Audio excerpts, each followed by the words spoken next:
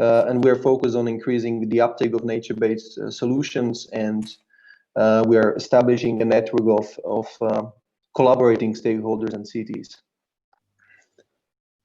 Okay, so today it's a pleasure that I can invite Tresi Trebicka from the city of Tirana, from Albania, and she will share with us how the city is using nature-based solutions, what kind of benefits are they looking at, and what are the drivers and challenges that they're tackling by nature-based solutions. So let me introduce Tresi.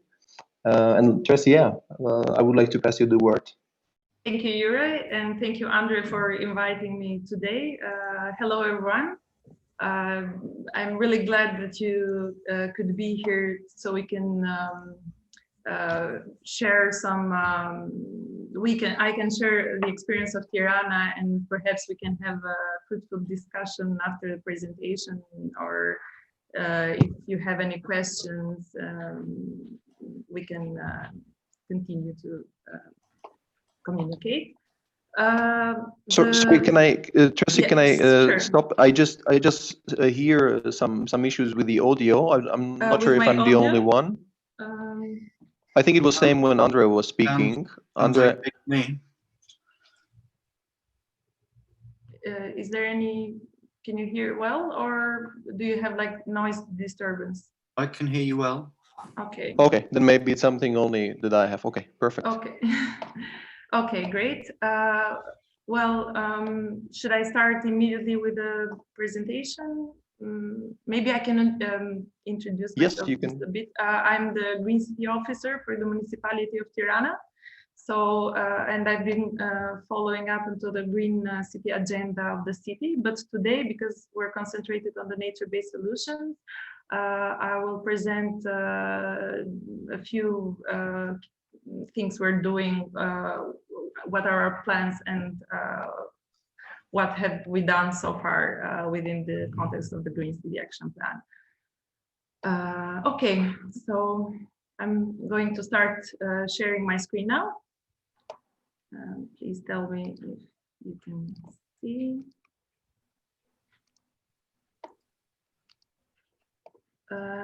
Anyone see? Yes. Okay. Perfect. Okay, so I started with the short presentation of the climate and geographical features of Tirana, so we can understand a bit what are our main risks and what climate change challenges we have, but also what are some opportunities. For example, you can see that we have a lot of sunny days and we are rich in water resources, so electricity comes from 99% is hydropower, which is great for us to use nature for energy. But we have a lot of heavy rainfall in Tirana, especially in fall, spring, and we have a lot of flooding risks, and as well extreme heat in summer. Temperatures reach over 40 degrees in some very hot days, and there have been also health problems because of this, and droughts which impacts the rural areas. And this, of course, erosion and landslides happens a lot because we have also mountainous areas. So all of these risks are what are maybe our main triggers why we want to, where we are focusing a lot more to nature-based solutions, because it's even cheaper and, of course, environmentally friendly. So I'm going to start with one of our main ambitious projects to say, which is the Orbital Forest, and it's designed by Stefano Boeri when we did our general local plan Tirana 2030, and this is the concept that we are working on from the past few years. We are still under study process of the feasibility. We're doing a feasibility study to create economic and social development of the areas where the project is going to be developed. I don't know if you can see my mouse, but I'm gonna try to show you where the forest is going to be to pass. As you see, this is the urban area in the center, and all over around from it, it's the green part where the orbital forest is going to be planted, and it's 2 million trees by 2030. So it's a big aim, but nothing is impossible.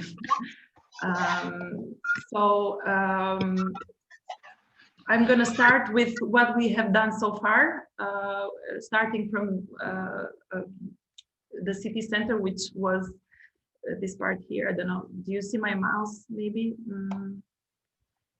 Anyway, yes. Okay. Yeah. Let's start with the city center, which this was a picture of before. The main square of the city was one of the biggest roundabouts, and it was mainly used for cars. As you can see, this is not functional area.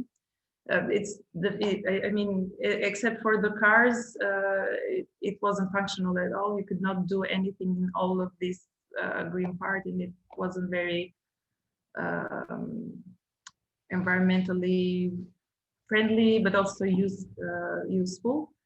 And then in 2017, it was transformed in kind of like this. This is just a part of the new city center, because I wanted to show mostly the parts that it's surrounded by these greener areas. So here, what we have tried to do, because this in the city center, because Tirana is very urbanized in the central part, and it suffers a lot of heat. And especially in this square, it was impossible to use it, or for people to do anything with the cars going around at it, and no trees, no shadows.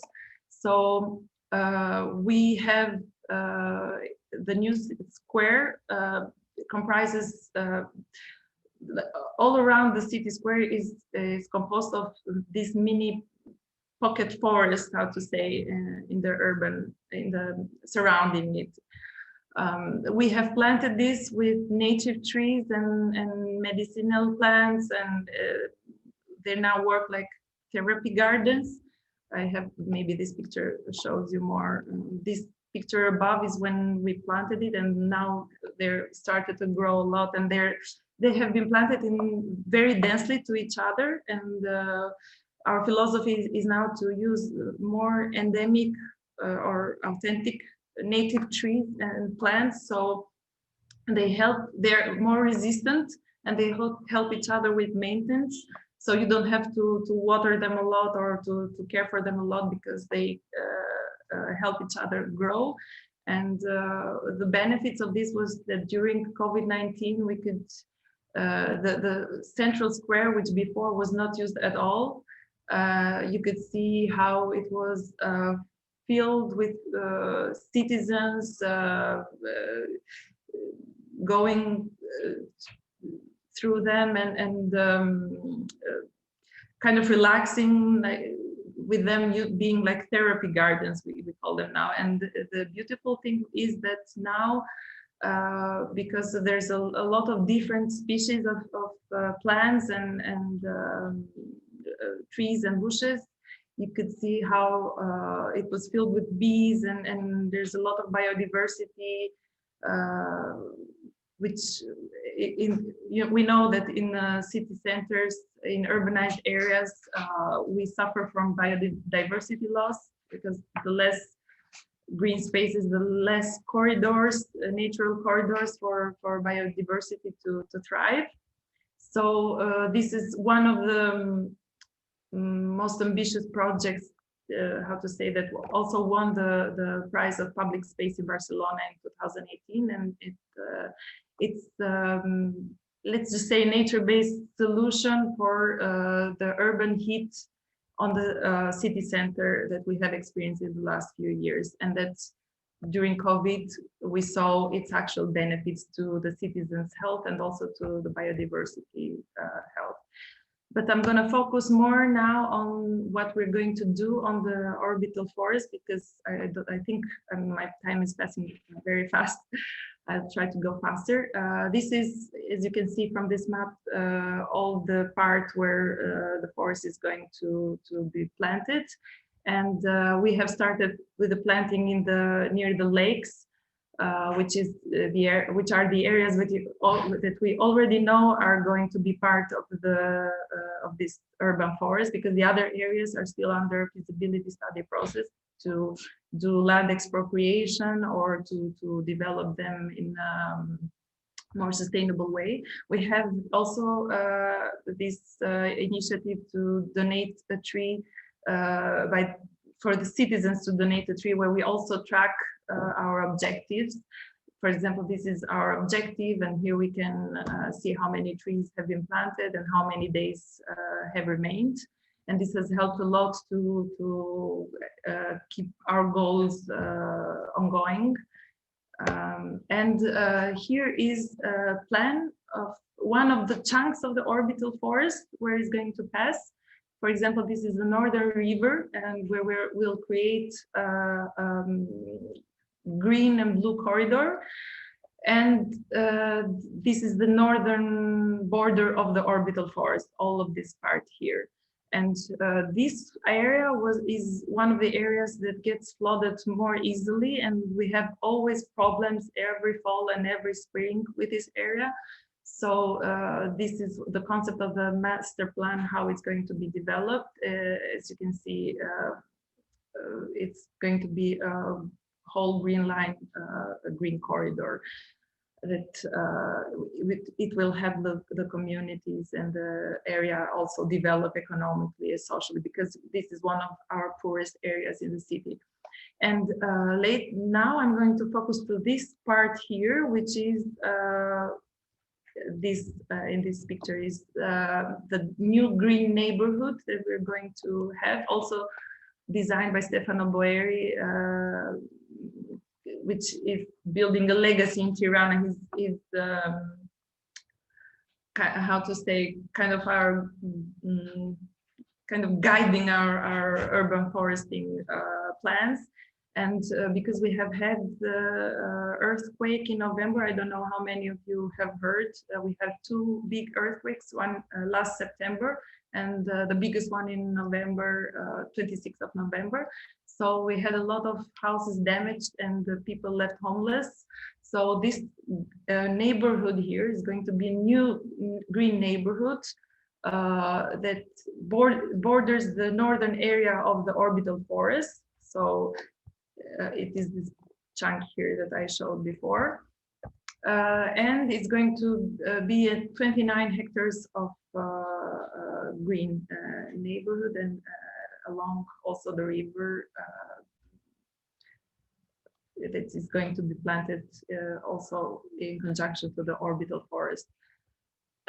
Okay, these are some work in progress of the river that we're doing at the moment. Some key implementation challenges we have is delays due to land ownership issues, which is maybe one of the biggest problems we have in Tirana, due to old law, which kind of has mixed the property issues in the city, all over Albania, how to say. So this is one of the main challenges we're trying to address. Availability of funding, of course, because there's a lot of, you still need a lot of resources to do this nature-based solution. Even planting 2 million trees, there's still cost, but nevertheless, it's much cheaper than other solutions. And technical capacities and human resources.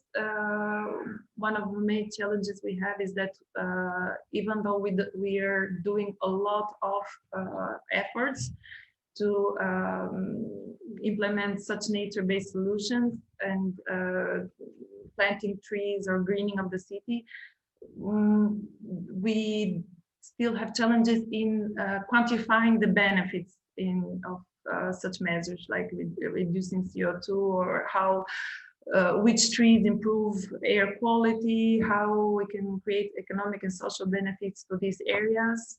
But we rely highly on foreign expertise, but the main challenge is that we want to do this ourselves. So we would like for the city administration, for the staff to be the one that can actually do all these evaluations itself. So it is also more sustainable from our side. And I think this is all, because I think I passed my time. So I don't know if this is short or long enough. I guess I hope I've been somewhat efficient. Yeah, thank you, Tresi. Indeed, it was definitely on time. And as I mentioned in the beginning, the purpose of Lightning Labs is to show examples of nature-based solutions in cities, and at the end, that all of you have chance to ask questions and discuss transferability of the knowledge, or perhaps how we can support Tirana in the future as a team, as a consortium, or as a network of people working in the nature-based solutions. So thank you for a fantastic presentation, Tresi. I'm very excited about what's happening in Tirana, especially the Orbital Forest. It's a huge project, and there must be many other challenges that you are facing, I guess. There are a lot, yeah, but I tried to keep it short in 15 minutes, but maybe it doesn't give much the idea of what we're doing for all the challenges. But yeah. Our focus is here. Yeah, maybe I can just kick off the Q&A session asking, how did you? Because for the orbital forest, you need a lot of space in order to plant it. So how did you identify all of those potential locations for the projects? What was there before? What is it? What is there now at the moment?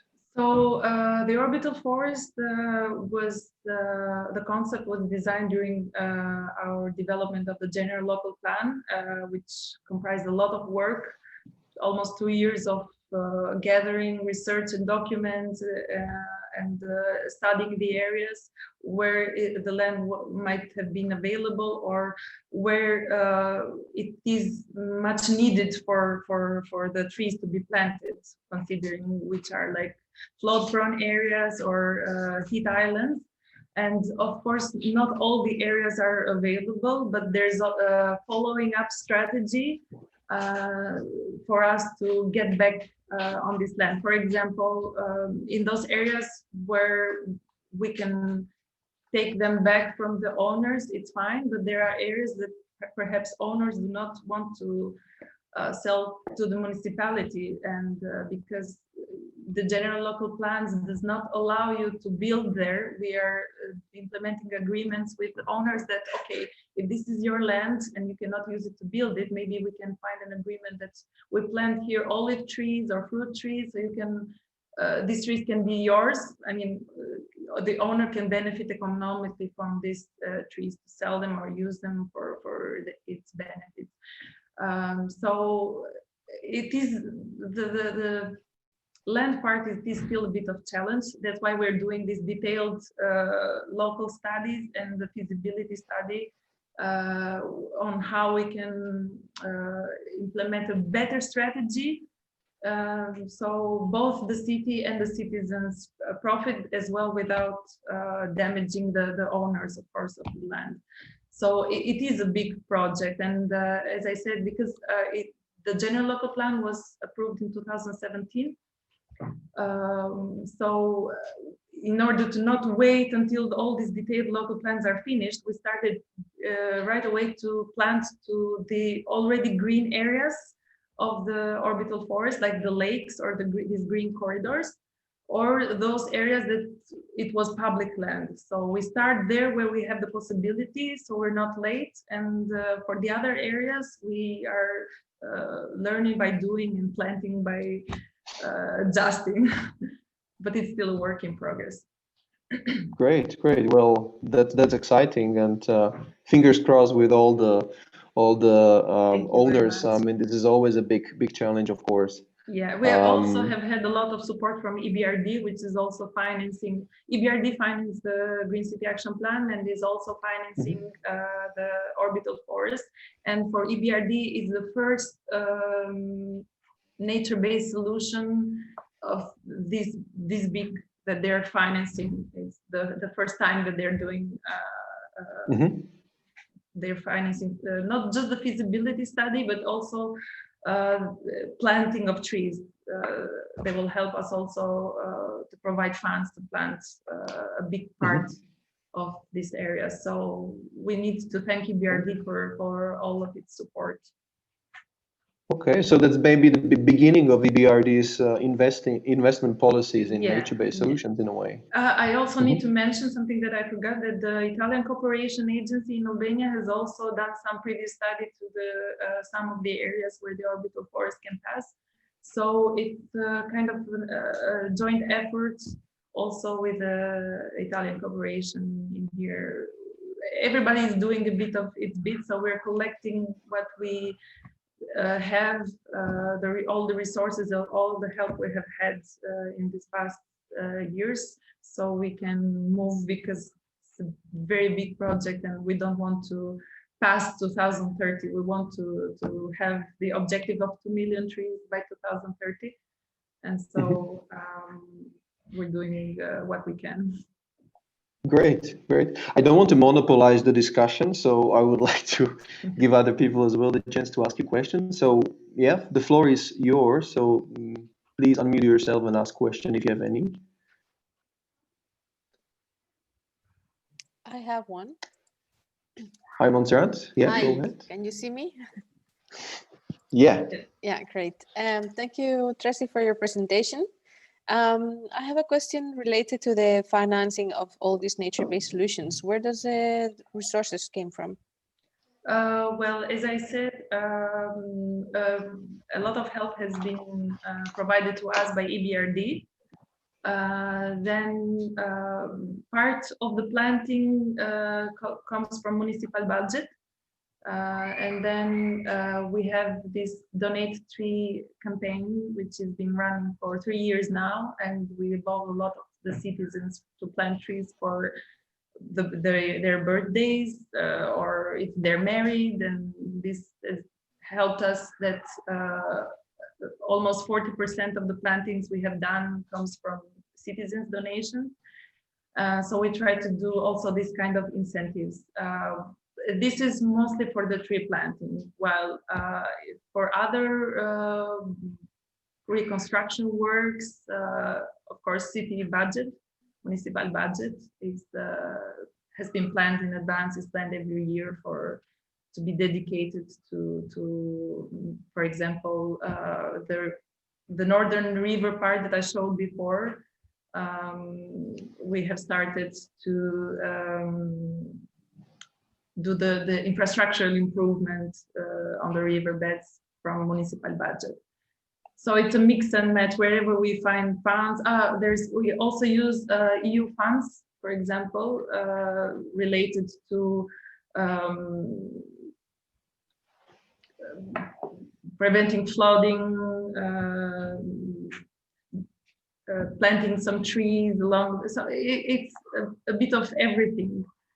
It's wherever we can find possibilities, we apply to funds or donors or budget, our own budget. Okay, thank you very much. Great. Are there any other questions?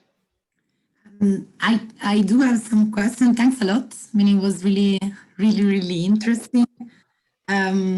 I mean, my question on your last slide, I think what you're doing is really ambitious, and I do see that there could be some issue in it. But I mean, congratulations, it's really amazing. So concerning the benefits, and maybe here, Uriah, I also try to link with what we can maybe do in terms of support. In Work Package 3, we did, let's say, a tool analysis to understand which will be the tool that could support the administration in not just planning, but also. And in the case, I'm working in Bologna, I'm working at the University of Bologna. In the case study we are actually working on, we are using some tool to quantify what you were mentioning, so some of the benefits. There are some very easy tools that you can easily use within your administration. One that I really suggest is called I3. How is it called, sorry? I3. So I3, okay. Yeah, and it's, I mean, it's really easy. The main issue I would say is to have a really good database, because you need to include in the system basically the information regarding all the trees that you have in your city. Okay. But several cities are starting to do this database of trees. So this could be definitely, since you're really working on this, one of the activities that you can think about doing. So having this database of the trees that are there. And the I3 give you a pretty, I mean, of course, it's an estimation, but it's a good estimation of the CO2 that you were saying, air quality improvement, and also the economic value. So that it basically translates this data into economic value. So that's really helpful. Thank you. Is this something that you use or that you have worked on? Yeah, no, we have used it for the evaluation of the city of Bologna, because there is here the database. So it was, you have to include the species, how big is the crown, you go to the tree canopy cover, but it's, I mean, I'm happy to provide you more information about it. I know that there are different sites like this, but okay, it's not me that does this, so I don't know all the processes, but I'm not sure which one could be like the best platform. So if this is, you think this is pretty good to have a rough estimation. Okay, perfect.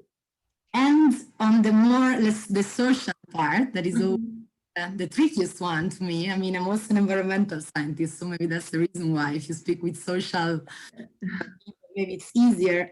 But what we are working quite much here is on two sides, and that here comes my question also. To assess the social part, first of all, I mean, it's really crucial maybe to set up a participatory process with the citizens. So here it comes also my question. So if you are thinking, or if you already did some part of the action, mostly I'm thinking about the neighborhoods that you are, that you have there. Because I mean, there are of course several issues that could come with such fancy neighbor. I mean, it looks really fancy. So in that case, to really understand the social impact, I don't know if you already started with it, but I mean, the feasibility study will started this September. So once it will be through the process, or depending on when we could do the participatory process, of course we will do that, because it's something we always do, and it's also required by law. So but in a way, when we did the general local plan, we did like hundreds of consultations with all of the neighbors, because the general local plan came after the territorial administrative reform. So for us, it was very necessary to do these public consultations, because these areas were not in the city's administration before, and suddenly they were. So in order to understand all of the rural and peri-urban, peripheric areas that we were now, that we would have to administrate from now, we had to do all these consultations to understand also environmental, social, and economical problems. But of course, when we do this study that is under process, we will also have other participatory processes with the citizens of those areas, which of course you might say that everyone wants trees and shade and parks, but of course there are also the other social aspect that you said, like gentrification. Will this be a fancy neighborhood and prices go up and they will have to move from there? So yes, this is one of the issues that is going to be tackled through this study. So as I said, it's still work in progress, but we will address that too. No, but yeah, I mean, congratulations again. And yeah, for the social impact, I think that this is the best path you can follow, no? Because it is true. To start to collect data, think it's very important. Yeah. Works. Thank you very much. And also thank you for the suggestion of I3. You're welcome. Thank you. Thank you, Claudia, for offering already this help. We are maybe a little promotion. We are planning a webinar on tools for nature-based solutions planning, which will happen in 3-4 weeks, depending on how successful we are in putting this together. So this can be also relevant for cities that are looking at different tools, how they can use them, and how they can be supported in MBS planning and implementation and design. So thank you for making this link, Claudia. Okay, any other questions? Manuel has a question. Yeah, and there's a question in the chat from Julian as well. Yes. Go ahead, Manuel. Thank you. Thank you for your presentation. And it's a specific question about the regulation. How you are managing the main barriers or gaps of the current city regulation, to try to implement innovation process in nature-based solutions. For example, what challenges do you mean? For example, the use of the water, the water, or I don't know, to implement a specific sensor in the trees or another thing. No, the current regulation of our cities have a lot of gaps in some items, no? So how you are managing these gaps or these barriers? So one of the biggest barriers that I also mentioned before was this law on property that we had. It's Albanian law on property, which after communism tried to give the lands because we were a communist country until the 90s. So after the 90s, with this law that was implemented, it tried to give people back some of the lands that they had with this. I'm not very good with the terminology of the property titles, but it created a lot of confusion and with the documentation and proving of ownership. So the land ownership problem is the main problem we have that we try to address by focusing on those lands that can be much more easily attainable by the public sector, by the municipality. But other areas, well, it's still the regulatory and challenges are very big still, because as I said, with the territorial administrative reforms, we still have some issues about who has the competences of the rural areas regarding the waterways, the irrigation, the reservoirs, etc. But it's all coming down year by year. We get better on how to say, also collaborating more with the central government and with other like the county administration, etc. So I'm not the expert on the regulatory part, so I don't know how to explain it much more in detail, but what we have been doing is that we always involve the central government and the county government, the prefecture, and all these, for example, the river basin agencies. So everyone has a say, and we can all together perhaps find a solution to these problems. As I said, these kind of issues are what we fear that will make us slow down.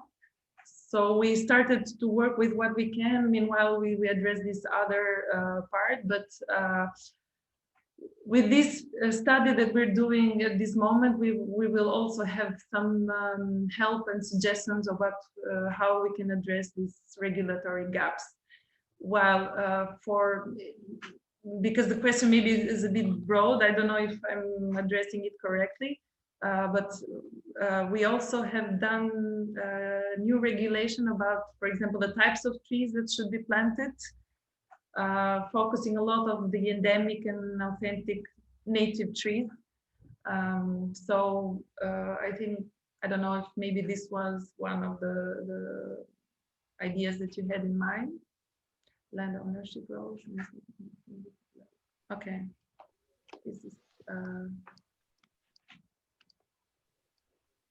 sorry, I'm reading the question. Is this issues regarding land ownership and roles and responsibilities between different levels of government? Yeah. It was for me. I was just saying that, don't feel alone there. We're all in the same situation. It's the complexity between different government. You have the same problems. Yeah, we all do. Okay. Well, the situation in Albania is kind of difficult to explain. It was all because of the transition period from communism to democracy, and we're still suffering from it. But there's a new law that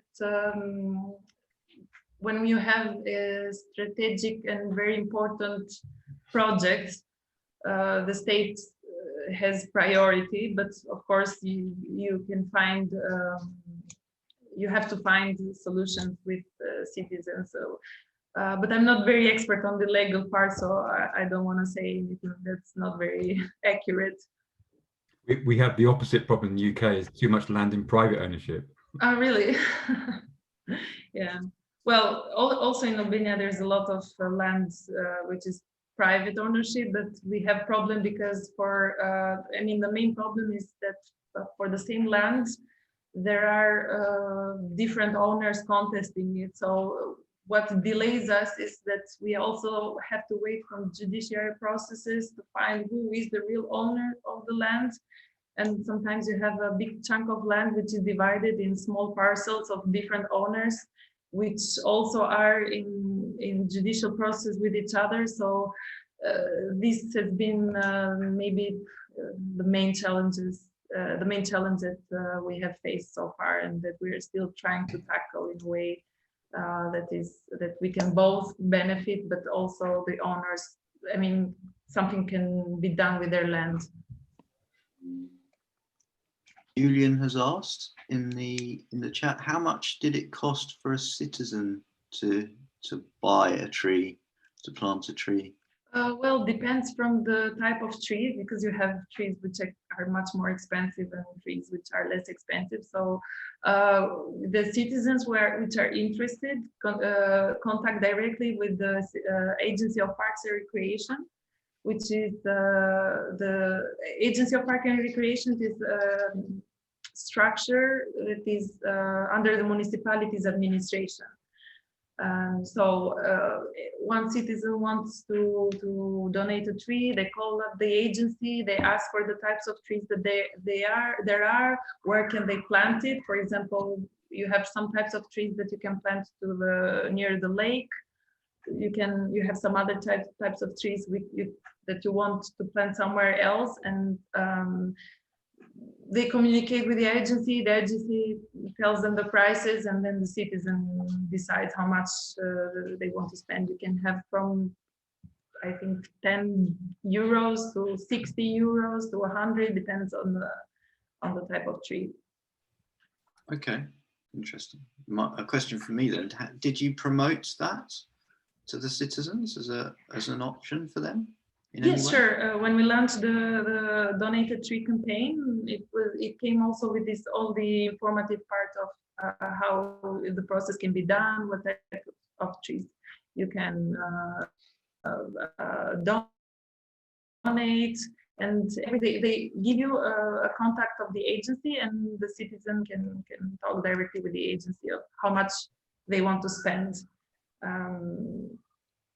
So it's very, I showed before the website that we have with the Donate a Tree campaign that the citizen can track. So they can see there how the campaign is progressing, and then because the website is the website of the Agency of Parks and Recreation, so they have everything there, also the contacts and all the information needed. Thank you. Okay, I think we're heading towards the end of the session, so I guess we can take one more question. Is there any last question that you would like to ask? Okay, it seems not at this point. If you have any questions, you can always get in touch with us, and we can send questions to Tresi. I guess that would also work. Can I say something? If any one of you had like the similar problem that you have encountered and perhaps have found a solution, I would be very happy if you could share it with us and perhaps give us some ideas on how we can tackle the same kind of issues, or if you have any suggestion, or even if you'd like to collaborate for something similar in a future project, we would be very happy and open to collaborate with you. Yeah, that's a good point. I think we can be stronger only if we work together and we push MBS collectively. So definitely, if there is anyone feeling that they have something to share regarding the challenges that Tresi mentioned, so definitely please get in touch. That's of course one of the purposes of this session, is to share and to say what are our needs and how we can support each other. So that's one of the main objectives. So yeah, thank you very much. Thank you, Tresi, for your time. We very appreciate that. It was interesting to learn about Tirana's plans and Tirana's vision about nature-based solutions. And we will stay in touch. And thank you for all of you who joined the session today. Yeah, if you have any questions, you can reach out to us, send us email. And we are doing this lightning labs every 2 weeks, every month, depending on availability of different speakers. So we will let you know about the next one. It will probably happen in the next 2 weeks. So yeah, stay tuned. So thank you very much. Have a nice afternoon. Thank you. It was nice to meet you, everyone. Thank you. Thank you, Tresi. Have a nice day. Bye. Bye. Thank you. Bye. Thank you. Thank you. Bye.